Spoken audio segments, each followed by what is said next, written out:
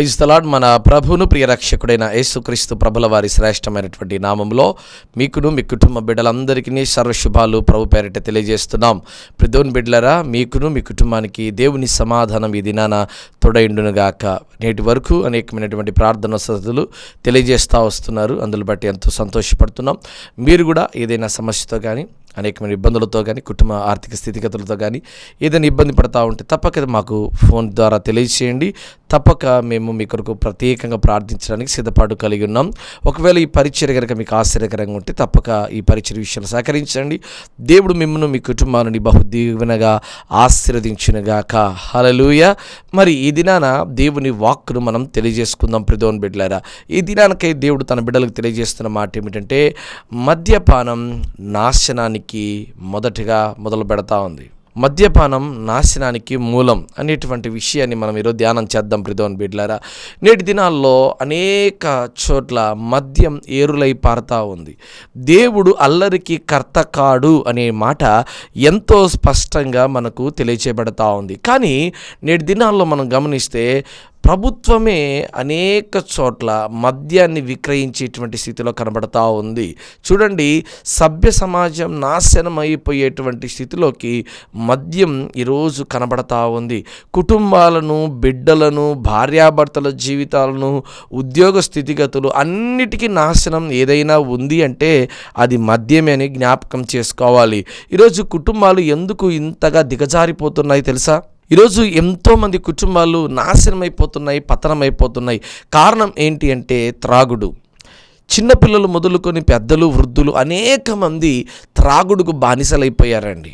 ఇదిగో మద్యం త్రాగడం వల్ల వారి కుటుంబాలు ఎంత నాశనం అయిపోతాయో వారికి అర్థం కావడం లేదండి. మొట్టమొదటిగా చిన్నగా మొదలుపెట్టినటువంటి వారి జీవితం తుదకు అది చివరికి ఎంతవరకు తీసుకెళ్ళిపోతుందంటే వారి జీవితాన్ని వారి చేతులారా నాశనం చేసుకునేటువంటి స్థితిలోకి వారి జీవిత నాశనకి వెళ్ళిపోతుంది. ప్రియమైన బిడ్డలారా, ఆలోచన చేయండి. బైబిల్ ఏనాడో తెలియజేసింది, కుటుంబాలకు నాశన కారణం ఏంటంటే త్రాగుడు. మద్యం త్రాగుడే కాదండి, సిగరెట్ల అలవాట్లు, పేకాట, గుర్ర పందాలు. అయ్యో, ఇదిగో నాశనానికి ఈరోజు మనిషి దగ్గరైపోతున్నారండి. వారి కుటుంబాన్ని వారి నాశనం చేసుకుంటున్నారు, వారి పిల్లలను వారి నాశనం చేసుకుంటున్నారు. ఎంతోమంది త్రాగి అయ్యో వారి మతి స్థిమితం కోల్పోయి ఎక్కడ పడితే అక్కడ పడిపోయి, అయ్యో వారి యొక్క వస్త్ర అలంకరణ కూడా పోగొట్టుకొని అయ్యా వారి కుటుంబం చిన్న భిన్నం చేసుకుంటున్నారు. నీ ద్వారా నీ భార్య ఎంత వేదన పడుతుందో ఒకసారి ఆలోచన చేసేవా? ఏనాడైనా నువ్వు తాగే త్రాగుడు వల్ల నీ పిల్లలు ఎంత వేదన పొందుతున్నారో ఒక్కసారైనా ఆలోచన చేసేవా? ఏ రోజైనా ఆలోచన చేయి. ఎందుకు నీ కుటుంబాన్ని ఇంతగా త్రాగుడుకు బానిసైపోయి నాశనం చేసుకుంటున్నావు? కట్టిన తాలిని కూడా తెంచి ఇదిగో దాన్ని తాకట్టు పెట్టి అమ్ముకొని తాగే స్థితిలోకి నువ్వు వచ్చావు. మద్యపానం దేనికి దారితీస్తుందో చూడండి. సామెతల గ్రంథం 20వ అధ్యాయం మొదటి మాట ఏమని సెలవిస్తుందో చూద్దామా ఒకసారి. ద్రాక్షారసము వెక్కిరింతలు పాలు చేయును, మద్యము అల్లరి పుట్టించును, దాని వశమైన వారందరూ జ్ఞానము లేనివారు. చూడండి ప్రియమైన బిడ్డలారా, మద్యపానం అనేటువంటి దేనికి దారితీస్తుందంటే అల్లరికి, నాశనము. చూడండి, విశాలకరమైన మార్గం ఉంది. ఆ మార్గము గుండా వెళ్ళువారు అనేకులు. తుదకది ఎక్కడి తీసుకెళ్తుంది? నాశనమునకు తీసుకెళ్ళిపోతుంది. నేటి దినాల్లో అనేక మంది బిడ్డలు, చిన్న పిల్లలు మొదలుకొని అనేక మంది వృద్ధుల వరకు ఎంతోమంది ప్యాషన్ అయిపోయింది. త్రాగడం అనేటువంటి ప్యాషన్ అయిపోయింది. మనిషి పుట్టినా త్రాగుడు కావాలి, మనిషి చనిపోయినా త్రాగుడు కావాలి, ఇదిగో ఫంక్షన్కు కావాలి, ప్రతి దానికి త్రాగుడు, మద్యం.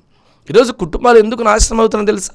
ప్రతిదానికి పుడితే తాగుడు, చనిపోతే తాగుడు, భూస్థాపనకు, జ్ఞాపకార్థ కూడికలకు, పెళ్లికి, పేరంటమునకు, సమస్తానికి అది లేకపోతే, మద్యం లేకపోతే ఎక్కడ అడుగు పెట్టేవాళ్ళు లేరండి.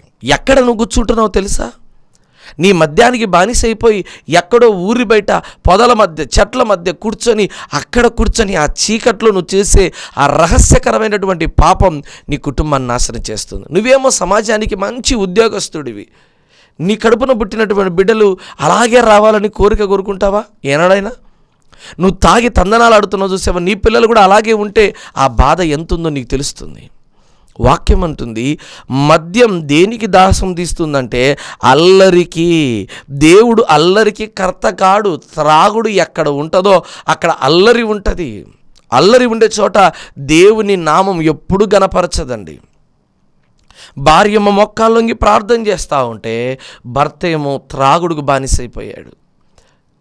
పిల్లలేమో మొక్కాలొంగి ప్రార్థన చేస్తూ ఉంటే ఈయన త్రాగుడుకు బానిసైపోయి ఎక్కడ పడితే అక్కడ పడిపోతున్నాడు. కాలవల దగ్గర నడి రోడ్లో పడిపోతున్నాడు. జేబులో సెల్ ఫోన్ ఉందా లేదా, జేబులో ఉన్నటువంటి ఆ యొక్క వస్తువులను ఎవరు లాక్కుంటున్నారో అర్థం కాదు, ఏం తింటున్నాడో అర్థం కాదు, ఏం వేసుకుంటున్నాడో అర్థం కాదు, ఏం చేస్తున్నా కూడా అర్థం కాదు. ఎంతోమంది తాగిన మైకములో కింద పడిపోయి చచ్చిపోయిన వారు ఎంతోమంది అండి. ఆలోచన చేసావా ఏనాడైనా? నువ్వు తాగి ఈ రీతిగా కుటుంబాన్ని నాశనం చేసి ఉన్నదంతా తాగుడుకు దాసోహం చేసి ఇదిగో కుటుంబాన్ని నాశనం చేసుకుంటున్నావే, రేపు నువ్వు చనిపోతే నీ పిల్లల పరిస్థితి ఏంటి, నీ భార్య పరిస్థితి ఏంటి? ఒకసారి ఆలోచన చేసావా? ఈరోజు మగవారి కంటే ఆడవారు తక్కువేం కారండి. ఆడవారు కూడా కిడ్డీ పార్టీలు వారు కూడా వచ్చారండి తాగడానికి. ఆడపిల్లలు తక్కువ చేయడం లేదండి, వాళ్ళు కూడా తాగేవాళ్ళు కావాలా. భార్యాభర్తలు ఇద్దరు కూర్చొని తాగేవారుగా ఉన్నారు. ఈరోజు హోమ్ టూర్లని చేసేవాళ్ళు ఉన్నారండి. సెలబ్రిటీలు సమాజానికి, సభ్య సమాజానికి ఇదిగో ఒక మంచి మెసేజ్ ఇవ్వాల్సినటువంటి వీళ్ళు హోమ్ టూర్ చేసి ఇదిగో నేను మా ఆయన మా పిల్లలు ఇక్కడ కూర్చొని తాగుతూ ఉండి, ఇక్కడ స్మోకింగ్ కదండి, అంటే సిగరెట్లు తాగే కదంట. ఇక్కడ పైన కూర్చొని ఇదిగో ఈ బాల్కనీలో కూర్చొని ఇదిగో ఈ టబ్బులో కాళ్ళు పెట్టుకొని చిల్లవుతూ తాగుతామండి. ఎంత దారుణంగా ఉన్నాయండి ఈరోజు. సభ్య సమాజానికి నువ్వు ఏం మెసేజ్ ఇస్తున్నావు? ఆ మెసేజ్ వల్ల ఎలాంటి కుటుంబాలు విచ్ఛిన్నమైపోతున్నాయో తెలుసా? తాగి నీ ఆరోగ్యం పాడు చేసుకొని, నీ శరీరాన్ని పాడు చేసుకొని, దేవుడు వెలపెట్టి కానీ ఇదిగో కొన్నటువంటి ఈ దేహాన్ని నువ్వు పాడు చేసుకొని ఏం సాధిస్తావు నువ్వు? తాగి అయ్యో చేతులు కాళ్ళు పదురెక్కిపోయాయి, పాపానికి బానిస అయిపోయావు, ఆ పాపంలోండి బయటికి రాలేకపోతున్నావు కదా. చూడండి, కొంతమంది చిన్నగా మొదలు పెట్టింటారు, అది చివరికి ఎలా స్థితిలోకి వెళ్ళిపోతుంటే అది లేకపోతే అతని కాళ్ళు చేతులు ఏ మాత్రం పని చేయవండి. అందుకే ఇక్కడ అంటున్నాడు, మద్యం త్రాగడం బట్టి అల్లరి పుడుతుంది, వినాశనం. అందుకే వినాశనానికి దగ్గరైపోతున్నావు, నాశనములకు ముందు గర్వం నడుచుంట. గర్వం ఏం కాదులే, తాగితే ఏమవుతుంది, తాగితే అని విచ్చలవిడిగా తాగుతున్నావు. చూడండి, ఒక ప్రేయర్ మీటింగ్ ఎక్కడైనా పెట్టాలి అంటే పర్మిషన్ ఇవ్వాలి. గుడి దగ్గర, బడి దగ్గర, రోడ్డు పక్కన ఎక్కడ పడితే అక్కడ మద్యం షాపులు విక్రయాలుగా చీటీలు వేసి, అయ్యో ఇప్పుడు మద్యం పండగలు వచ్చిందంటే ఏరులై బారుతుందండి. మంచినీరు దొరకమంటే దొరకదేమో, కానీ ఇండియాలో ఈరోజు మద్యం మాత్రం ఏరులై బారుతుంది. తాగి డ్రైవింగ్ చేస్తున్నావు, ఆ తాగిన మైకంలో ఎక్కడ తోలుతున్నావో, ఎంత వేగంలో తోలుతున్నావో నీకు అర్థం కాక యాక్సిడెంట్ అయి చచ్చిపోతే కుటుంబాలు ఎన్ని రోడ్డు మీద పడ్డాయో ఏనాడైనా గమనించావా? నీకున్న తాగుడు వల్ల నీకున్న ఉద్యోగాన్ని పోగొట్టుకున్నావు, బంగారు లాంటి గవర్నమెంట్ ఉద్యోగాన్ని పోగొట్టుకున్నావు. ఏమవుతుంది నీ జీవితం? ఆలోచన చేసావా? మీ నాన్నకు మీ మమ్మీకి చెప్పుకోకుండా అమ్మా ఈరోజు కంబైన్ స్టడీ చేస్తామని చెప్పి ఎక్కడో కూర్చొని రహస్యంగా బీర్లు తాగుతున్నావు, మద్యం తాగుతున్నావు, సిగరెట్లు తాగుతున్నావు, వోడ్కాలు తాగుతున్నావు, భయంకరమైనటువంటి పాపం చేస్తున్నావు. దానివల్ల నీకు వచ్చేది ఏం తెలుసా? నాశనమే. ఈరోజు నువ్వు గర్వంతో, అహంకారంతో, తలబిరుసుతనముతో ఏమవుతుందిలే, ఎవరు మంచోళ్ళు ఉన్నారు, ఎవరు నీతిమంతులు ఉన్నారని నీ ఇష్టానుసారంగా నువ్వు తాగుతున్నావేమో. తాగుడు, మద్యం నాశనానికి మూలమని జ్ఞాపకం చేసుకో ప్రియమైన బిడ్డలారా. క్రైస్తవులు మద్యానికి దూరముగా ఉండాలి. అలాంటి చెడ్డ అలవాట్లకు నువ్వు బహు దూరంగా ఉండాలి. దుష్టుల ఆలోచన చొప్పున నువ్వు నడవక, అపహాసకులు కూర్చున్న చోట నువ్వు కూర్చోటక, యెహోవా ధర్మశాస్త్రము దీవారాత్రులు ధ్యానం చేసిన వాడు ధన్యుడండి. తాగేవాడు ధన్యుడు కాదు, తిరిగేవాడు ధన్యుడు కాదండి, దేవుని వాక్యమును ధ్యానం చేసిన వాడు ధన్యుడు. ఈరోజు ఎంతమంది త్రాగుడుకు బానిసయ్యారు, ఎంతమంది కుటుంబాలను నాశనం చేసుకుంటున్నారు ప్రియమైన బిడ్డలారా. చూడండి, అదే సామెతల గ్రంథం 23వ అధ్యాయం 20 మాట ఏం చెప్తుందో చూద్దాం ఒకసారి. ద్రాక్షరసం త్రాగువారితోనేను, మాంసం హెచ్చుగా తినువారితోనేను సహవాసం చేయకుము. సహవాసం చేయకంటే ఏమని? అసలు వారితో నీకు ఎలాంటి సాంగత్యం వద్దు, వారితో కలిసి ఉండాకు. త్రాగే వాళ్ళతో కానీ, మాంసం హెచ్చుగా తినేవారు. కొంతమంది తిండిపోతులు ఉంటారండి. తిండిపోతులు దేవుని రాజ్యాన్ని స్వతంత్రించుకోడు. యేసుక్రీస్తు ప్రభుల వారు అంటున్నారు, అయ్యా మనుష్యుడు బ్రతుకుతున్నది రొట్టె వలన మాత్రము కాదు కానీ దేవుని నోట నుండి వచ్చు ప్రతి మాటను బట్టి బ్రతుకుతున్నాడంట. ఈరోజు జనులు తినుచు త్రాగుచు పెళ్లాడుచు పెళ్లికి ఇవ్వబడుతూ విందులు వినోదాలతో ఆనాడు నోవాహు కాలంలో చేసిన పాపము ఈరోజు అంతకంటే మించిపోయిందండి. పాపం వికృతముగా ఇదిగో విచ్చలవిడితనంతో ఈరోజు భూమి మీద ఏరులై పారుతా ఉంది. అందుకే మద్యపానం హెచ్చుగా తాగువానితోనను, మాంసం హెచ్చుగా తినువానితోనను సహవాసం చెయ్యాకు. వానికి ఎంత దూరంగా ఉంటే అంత మంచిది. మెల్లగా మొదలైనటువంటి అలవాటు, ఇదిగో ప్యాషన్గా మొదలైనటువంటి అలవాటు, ఇదిగో వాడిని చూసి వీడిని చూసి నేర్చుకుంటున్నావేమో చెడ్డ అలవాట్లు. నీ నాన్నకు లేదు, నీ తల్లిదండ్రులకు లేదు, నీ తోడబుట్టిన వారికి లేదు. నీకెందుకు వచ్చింది ఈ పాడు అలవాటు? నీకెందుకు వచ్చింది ఈ చెడ్డ అలవాటు? దాని ద్వారా నువ్వేం సాధిస్తావు? ఏం సాధిస్తావు నువ్వు? ఆ మద్యానికి పెట్టేటువంటి డబ్బులు ఎంత ఉందో దాని కుటుంబంలో కూరగాయలు తెచ్చుకొని సమృద్ధిగా తిను. కుదిరితే మాంసమే తెచ్చుకొని చక్కగా భోంచేయి, నీ కుటుంబంతో తిను. నీ బల్ల చుట్టూ నీ పిల్లలు ఒలివ మొక్కల వల్ల ఎదుగుతారు కదా. ఆ తాగి నీ శరీరాన్ని గుల్ల చేసుకొని, నీ శరీరాన్ని పాడు చేసుకొని ఎక్కడ పడితే అక్కడ తిరుగుతూ చెడు సవాసాలతో వ్యభిచారముతో తిరిగి భయంకరమైనటువంటి స్థితిలోకి వెళ్ళిపోయావు. తాగి ఉన్న ఆస్తినంతా పోగొట్టుకొని చివరికి ఎక్కడికి వచ్చావంటే ఎవరో ఒకడు దారిని పోయేవాడు 5ో 10ో ఇస్తాడేమో అని అడుక్కుండే స్థితిలోకి వచ్చావు. ఎక్కడ ఉండేవాడివి, ఏ స్థితిలో ఉండేవాడివి, ఏ స్థితిలోకి వచ్చి పడిపోయావు. నీకంటే వెనకాల పుట్టిన వారందరూ ఆరోగ్యంగా ఉన్నారు. ఇదిగో నువ్వు చూడు ఎలా ఉన్నావో. ఆరోగ్యానంతా పోయి దగ్గుకుంటూ, టీబీతో, క్యాన్సర్తో, అయ్యో రక్తం కక్కుకుంటూ నాశనం చేసుకుంటున్నారండి. ఈరోజు భూమి మీద అపవాది వేసే భయంకరమైనటువంటి చెడ్డ క్రియ ఏంటంటే త్రాగుడుకు మనిషిని ఇదిగో దాసోహం చేసిందండి. ప్రియదేవుని బిడ్డలారా, దయచేసి దేవుని మాట ఒక్కసారి చెవి పెట్టి వింటావా? దేవుడు చెప్పి మాట వింటావా? నువ్వు పలకడం లేదని, నువ్వు వినడం లేదని దేవుడు బాధపడి, ఆకాశమా ఆలకించు, భూమి చెవియొగ్గు, నేను పిల్లలను పెంచి పెద్దవానిగా చేస్తే వారు నా మీదకి తిరగబడుతున్నారు. త్రాగుడు అంటారు, జూదం అంటారు, ప్యాకెట్ అంటారు, వ్యభిచారం అంటారు, దొంగతనం అంటారు. అయ్యో భయంకరమైనటువంటి పాపానికి దాసులమైపోయారయ్యా. నా మాట ఆలకించవా? నా మాట చెవియొగ్గవా? భూమి నువ్వన్న విను, ఆకాశమా ఆలకించని దేవుడు తన బాధను చెప్పుకుంటున్నాడండి. తాగిన మైకంలో దేవుని మాటలు నీకు లెక్క పెట్టావు. తాగే దేవుని మందిరానికి వస్తున్నావు. ఎంత పాపము తెలుసా? దేవుని మందిరమును ఇదిగో పరిశుద్ధమైనది, దేవుని మందిరం పరిశుద్ధమైనది. ఆ మందిరంలోకి తాగేను అడుగు పెడుతున్నావు. నువ్వు సంఘములో సంఘ పెద్దవు, నువ్వు సంఘ కాపరి, నువ్వు దైవజనుడివి, నువ్వు పాస్టర్ గారివి, రెవరెండ్వు. నువ్వు నీకు తాగే అలవాటు ఉంది.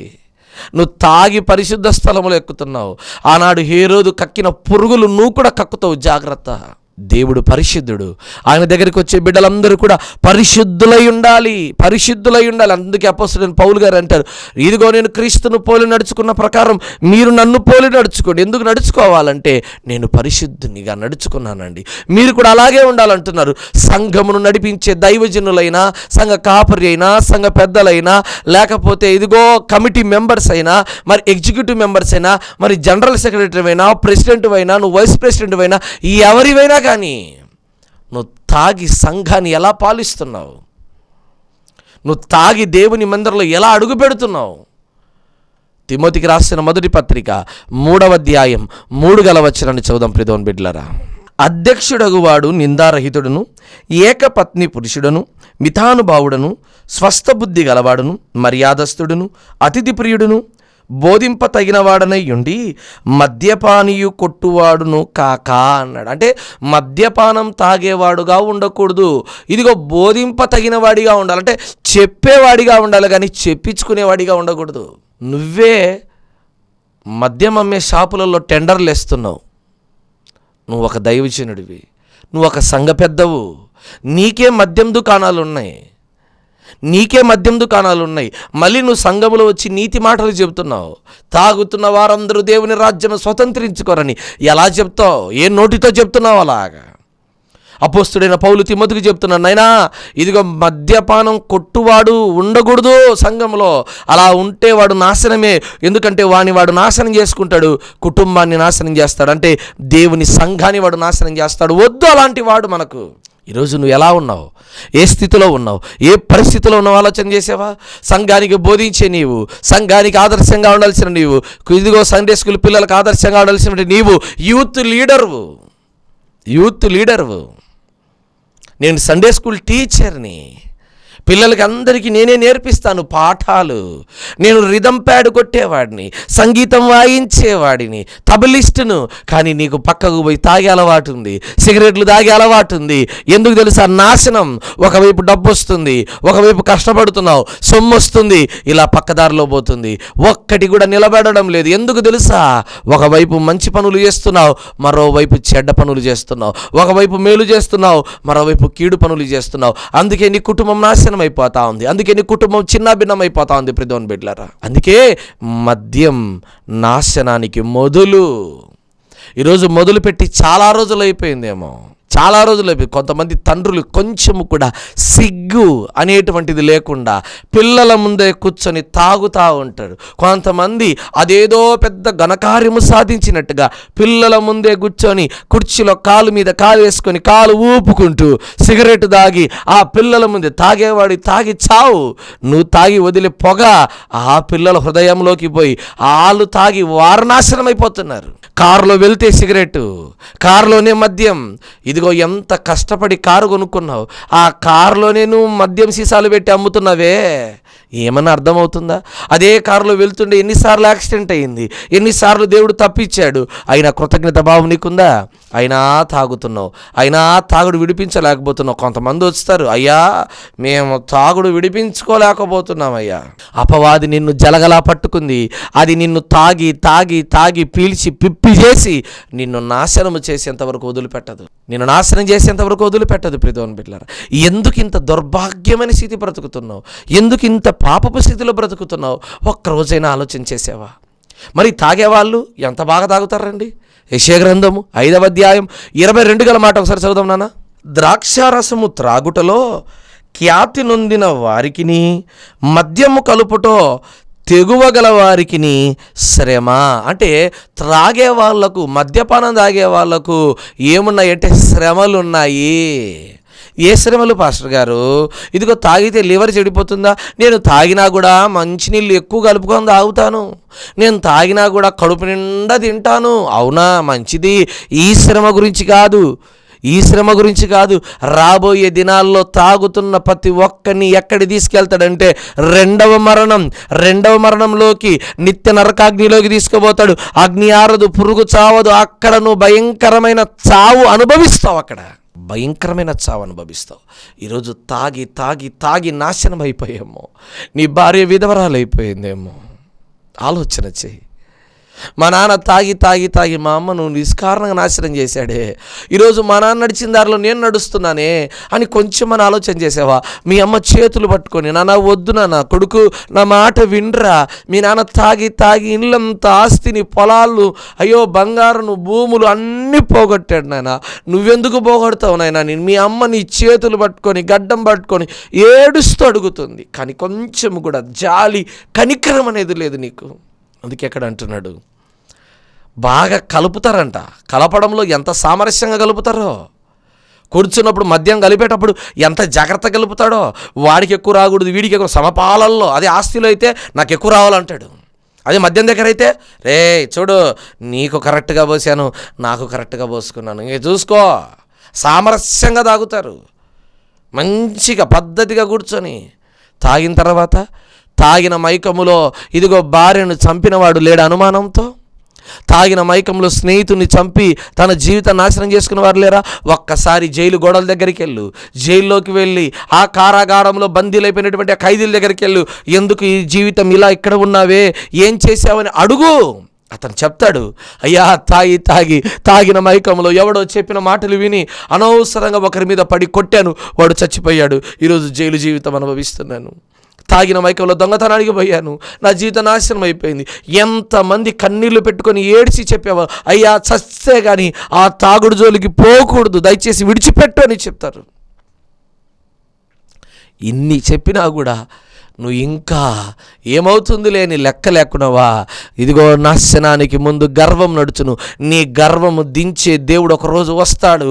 ఆ రోజు తప్పకుండా అగ్ని ఆరదు, పురుగు చావదు, నిత్య నరకములో భయంకరమైన వేదన పొందుతావు.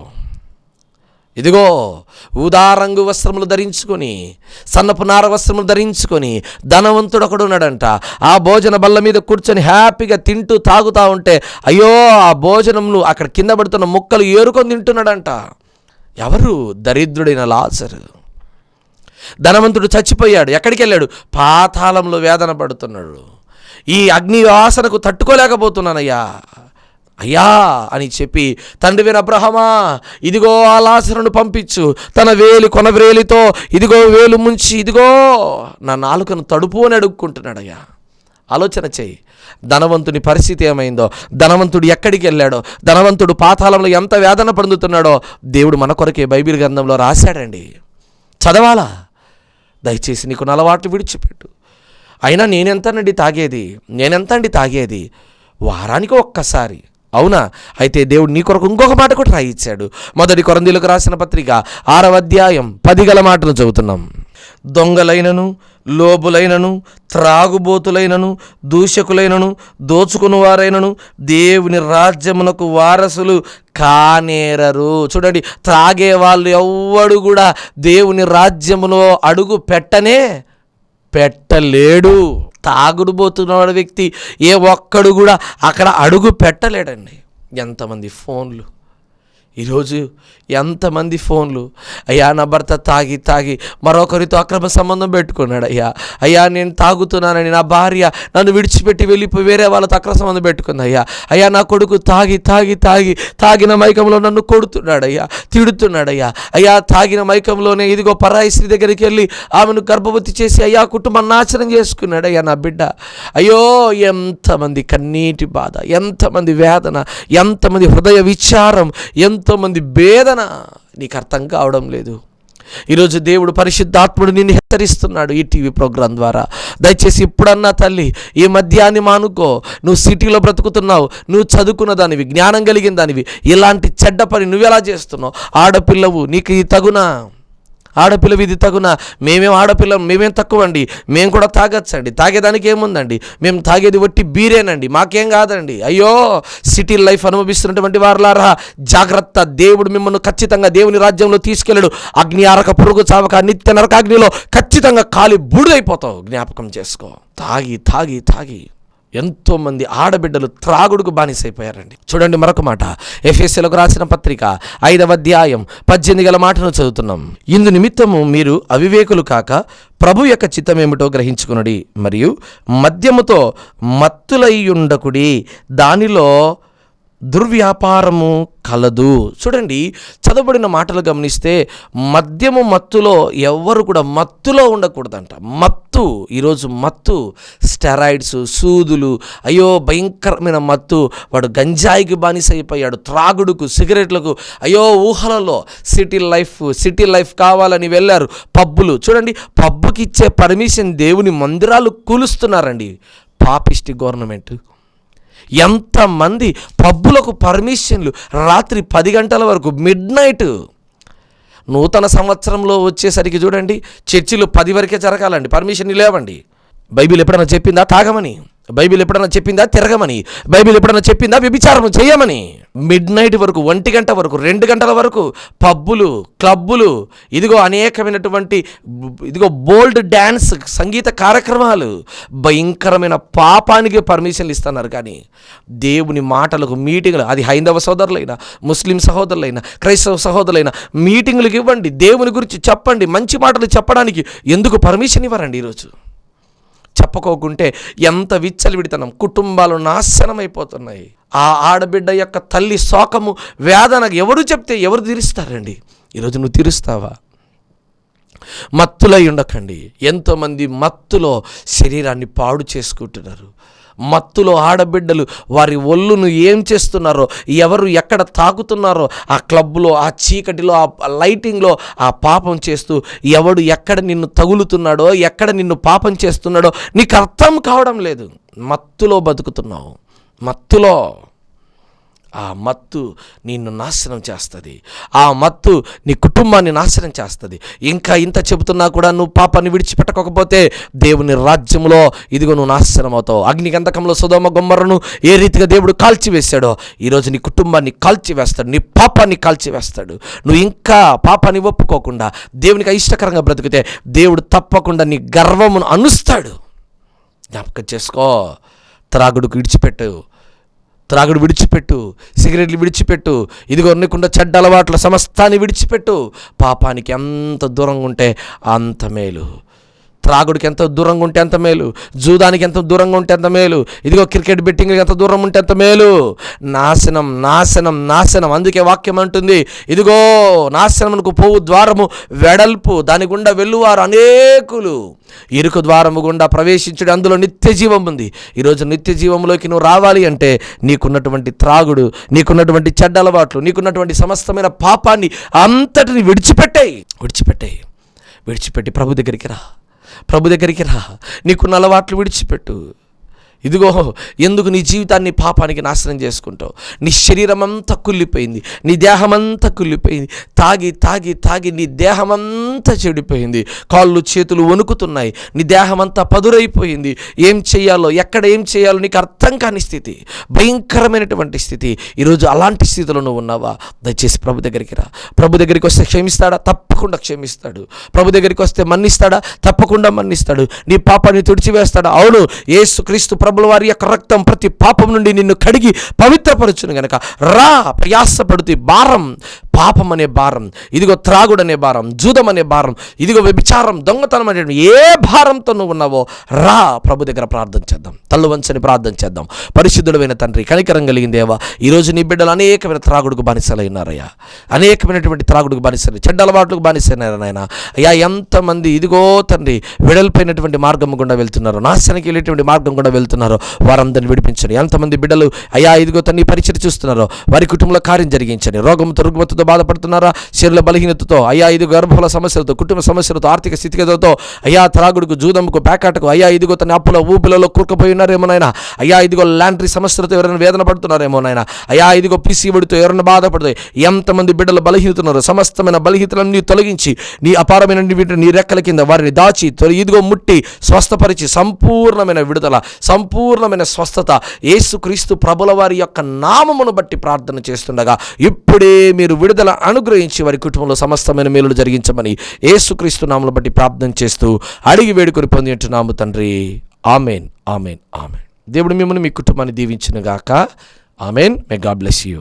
దైవజనుల ప్రసంగములు మీకు ఆశీర్వాదకరంగా ఉంటే మరిన్ని ఆధ్యాత్మిక ప్రసంగముల నిమిత్తం మన యూట్యూబ్ ఛానల్లో Jesus Christ story ministries official అని టైప్ చేసి ఛానల్ని సబ్స్క్రైబ్ చేయండి.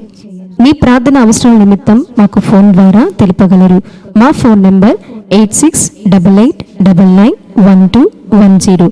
ఈ పరిచర్యకు నూతన మందిర నిర్మాణము కొరకు మీ అమూల్యమైన కానుకలు పంపించాలి అంటే మా ఫోన్ పే నెంబర్ 8688991210 లేదా మా అకౌంట్ వివరములు 8547210000037873.